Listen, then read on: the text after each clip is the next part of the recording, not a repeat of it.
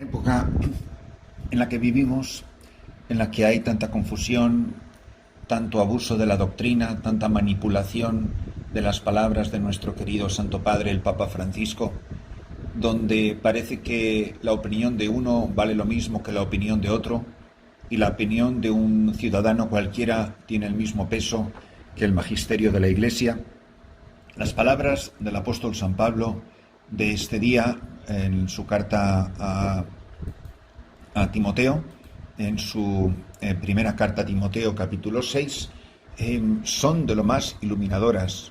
El cristiano no vive de opiniones, no vive de ideologías, no vive de modas, no vive de lo políticamente correcto. El cristiano adulto vive de la palabra de Dios íntegra, no adulterada, tal como nos la propone el magisterio de la Iglesia, que lo componen el sucesor de Pedro, el Santo Padre, que en cada época preside a la Iglesia en la caridad, y a los demás sucesores de los apóstoles, que son los obispos. A los demás no nos toca opinar, nos toca obedecer, que es lo que nos santifica. Dice así el apóstol: esto es lo que tienes que enseñar y recomendar. Si alguno enseña otra cosa distinta, sin atenerse a las sanas palabras de nuestro Señor Jesucristo y a la doctrina, que armoniza con la piedad, es un orgulloso y un ignorante. Mirad, lo que dice el apóstol tiene una fuerza increíble. Solo lo que propone la Iglesia es lo que enseña nuestro Señor Jesucristo. No se fíen ni de visiones, ni de apariciones, ni de este ha dicho y el otro ha dicho, y de opiniones más o menos contrastadas de gente que se las da de muy sabio. Obedezcamos al Santo Padre, obedezcamos a nuestros obispos, obedezcamos a nuestros pastores. Esos son lo que llama el apóstol las sanas palabras de nuestro Señor Jesucristo, que son la doctrina que armoniza con la piedad. Quien no enseña eso, dos palabras importantísimos: un orgulloso, que es un soberbio, y un ignorante. Mirad, la explosión más atómica o la explosión atómica más terrible que se puede dar en la Iglesia es cuando una persona soberbia es además ignorante. No hay manera de cambiarlas. Y la Iglesia está llena de ignorantes soberbios, de orgullosos ignorantes. Y uno debería de preguntarse: yo no he opinado tantas veces sobre tantas cosas como si yo supiera algo. Tengo la honestidad, tengo la rectitud, tengo la inteligencia para decir: soy un ignorante, al menos que no sea orgulloso. Porque la mayor parte de la gente no tiene ni idea de nada de lo que habla cuando habla de religión. Cuando surgen temas de bioética, o de moral sexual, o de moral familiar, o de justicia social, gente que no tiene ni idea de nada se pone a opinar, a pontificar, como si supiera de algo. Pero vamos a ver, ¿usted sabe algo de astrofísica? Pues si no sabe de astrofísica, si no ha estudiado, cállese y escuche a los que saben. Pero parece que de astrofísica no se nos ocurre a ninguno opinar, porque no sabemos ni palote, y de teología moral aquí sabe todo el mundo. Y la opinión de todo el mundo, empezando por el presentador de turno de la televisión o los contertulianos que están ahí. A mí me encanta cuando, por ejemplo, y esto se ve mucho en el Congreso de los Estados Unidos, tienes un artista opinando sobre los emigrantes. Bueno, es un artista muy famoso, pero ¿usted sabe algo de migración? Pues nada, cállese. ¿Qué hace usted testificando en el Congreso? Tienes jugadores de baloncesto testificando sobre las normas del racismo. Pues hombre, que se dediquen a tirar la pelotita a la canasta, pero no opinar sobre temas de antropología o temas de historia, de lo que no saben nada. Entonces dice: no es más que un orgulloso y un soberbio, dice el apóstol, que padece la enfermedad de plantear cuestiones inútiles y discutir atendiendo solo a las palabras. Esto provoca envidias, polémicas, difamaciones, sospechas maliciosas, controversias propias de personas tocadas de la cabeza. Vamos, el apóstol se explaya, se queda a gusto. Sin el sentido de la verdad, que se han creído que la piedad es un medio de lucro. Es verdad que la piedad es una ganancia, cuando uno se contenta con poco. Sin nada vinimos al mundo, y sin nada nos iremos de él. Teniendo que comer y que vestir nos basta. En cambio, los que buscan riquezas caen en tentaciones, trampas y mil afanes absurdos y nocivos que hunden a los hombres en la perdición y la ruina. Porque la codicia, atención hermanos, porque la codicia es la raíz de todos los males, y muchos, arrastrados por ella, se han apartado de la fe y se han acarreado muchos sufrimientos. Tú, en cambio, hombre de Dios, huye de todo esto. Practica la justicia y la piedad, la fe, el amor, la paciencia, la delicadeza. Combate el buen combate de la fe. Conquista la vida eterna a la que fuiste llamado y de la que hiciste noble profesión ante muchos testigos. Palabras tremendas las del apóstol. Qué bonito sería si hoy, al final de esta reflexión, yo, el primero, supiéramos decir: soy un ignorante, al menos que no sea un ignorante soberbio. Porque cuando se junta la soberbia, al soberbio no hay quien le enseñe nada. Porque como lo sabe todo y opina de todo, a mí me pasa mucho que muchas veces me hacen muchas preguntas, porque soy sacerdote, hay gente que me conoce. Pues ¿usted qué piensa de tal cosa? Yo muchas veces no tengo ni idea. Gracias a Dios, conozco ya a mis años, y porque fui a un estupendo seminario, conozco a muchos sacerdotes y a algunos laicos que están muy bien formados en diferentes disciplinas, en teología moral, en derecho canónico, en cristología.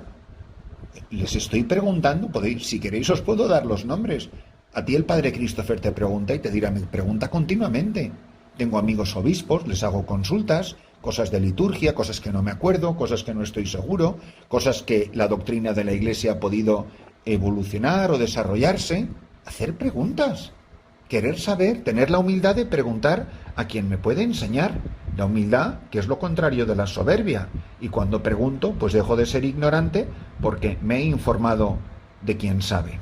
El pasaje evangélico de hoy, que está tomado de San Lucas, los primeros 3 versículos del capítulo 8, brevísimo y riquísimo.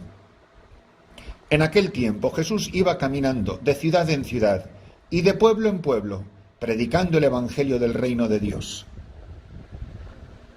Le acompañaban los 12 y algunas mujeres que él había curado de malos espíritus y enfermedades. María la Magdalena, de la que habían salido 7 demonios, Juana, mujer de Cusa, intendente de Herodes, Susana y otras muchas que le ayudaban con sus bienes. Creo que es un elemento muy importante y además muy de moda, y creo que muy correctamente de moda, que es el papel de la mujer y el lugar de la mujer. Y en un pasaje tan breve que nos propone hoy la liturgia de la palabra, simplemente nos hace un recuento precioso, primero, de las actividades de Jesús. Jesús iba caminando de ciudad en ciudad y de pueblo en pueblo, predicando el evangelio del reino de Dios. Dice que le acompañaban los 12, importantísimo, y algunas mujeres que él había curado de malos espíritus y enfermedades. Y nos dice los nombres de algunas de ellas: María la Magdalena, Juana, mujer de Cusa, intendente de Herodes, Susana y otras muchas, no dice pocas, y otras muchas que le ayudaban con sus bienes. Pensar que Jesús vivía de la caridad de estas mujeres, que él era un predicador itinerante. A veces estamos tan anclados, a mí me parece tan bonito. Me acuerdo una vez la Madre Teresa contaba una anécdota preciosa de un jesuita de Calcuta que le llamó mucho la atención por su disponibilidad. El padre provincial le tenía que transferir a otra comunidad, a un sitio dificilísimo. Era ya un sacerdote muy anciano y el provincial, casi con vergüenza, le tenía que comunicar a este sacerdote anciano y muy santo, según la opinión de la Madre Teresa, que tenía que irse a esta casa muy difícil. Y la Madre Teresa le llamó mucho la atención, porque cuando se lo contaba el sacerdote anciano, el sacerdote le dijo, y usted, le preguntó la Madre Teresa, ¿y usted qué le dijo a su provincial? Yo le pregunté que en qué autobús quería que yo me fuera, que me dijera el horario de los autobuses y que me dijera a qué hora quería que saliera para allá. Y eso le llamó muchísimo a la Madre Teresa la atención. Es esta disponibilidad, este saber ir de ciudad en ciudad y de pueblo en pueblo. Nos cuesta mucho, a los sacerdotes también, a los obispos, a las religiosas. Echamos raíces fácilmente, nos cuestan los traslados. Los obispos se las ven y se las desean muchas veces para trasladar sacerdotes, para mandar a un sacerdote a sitios difíciles. Nos pasamos la vida ascendiendo en los puestos diocesanos, cuando lo que teníamos que ir haciendo es descender. Don José Rivera siempre nos invitaba a eso, lo recuerdo perfectamente, que nos ofreciéramos en aquel tiempo al señor cardenal don Marcelo González Martín, el obispo de nuestro tiempo, cuando éramos sacerdotes recién ordenados, decía, ofreceros.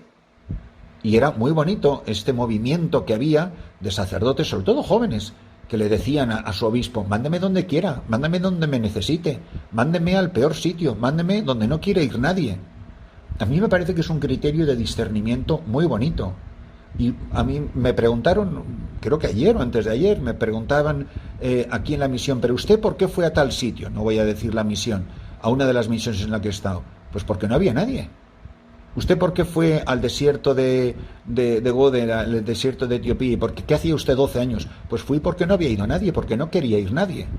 Y tan no quería ir nadie como que todavía están viéndolas y viéndoselas y deseándolas para tener una presencia permanente sacerdotal. Porque no era un sitio fácil estar en medio de las arenas del desierto a 700 kilómetros del obispo. Yo como sacerdote, yo estoy disponible a las misiones. Ofrézcanse, dicen los documentos del magisterio, que los sacerdotes se ofrezcan. Las religiosas, tú eres religiosa, dile a tu provincial, dile a tus superioras, ¿dónde me necesita? ¿Hay algún sitio muy difícil donde no quiere ir nadie, donde usted no sabe a quién mandar? Él iba de sitio en sitio. Y luego repito la importancia del papel de la mujer. Fijaros que primero eran mujeres que habían experimentado el poder de Cristo. A María Magdalena había echado 7 demonios. A otras las había, dice, curado de malos espíritus y enfermedades. Mujeres que experimentando el poder y el amor de Jesucristo lo habían dejado todo, con el mismo radicalismo que los apóstoles. Porque si los apóstoles dejaron la barca y las redes, aquí dice, y otras muchas mujeres que le ayudaban con sus bienes. Bueno, pues si daban sus bienes se quedaban sin ellos. El mismo radicalismo evangélico que tanto pregonamos de los apóstoles, ellos dicen, nosotros que lo hemos dejado todo, aquí hay un montón de mujeres que lo han dejado todo y han seguido a Jesucristo. Pues un orgullo que haya en la Iglesia mujeres como hombres con el mismo radicalismo evangélico, con nombres concretos, con vidas concretas, con experiencias concretas del poder de Jesucristo, que dan testimonio en el mundo del poder de Dios. Que nosotros seamos así, como individuos, como personas, pero también como Iglesia, también como comunidad. Que la Iglesia universal sea una Iglesia, dice, que iba caminando. No iba ni en tren, ni en avión, ni en burrito. Iba caminando, que es la manera más pobre de trasladarse de un lugar a otro. Iba caminando de ciudad en ciudad y de pueblo en pueblo, predicando el Evangelio. ¿Qué tiene que hacer la Iglesia? Seguir las huellas de Cristo. ¿Por dónde pasan las huellas de Cristo? De ciudad en ciudad y de pueblo en pueblo, predicando el Evangelio. Pues eso es lo que el Señor espera de ti y de mí al proclamarnos esta palabra esta mañana.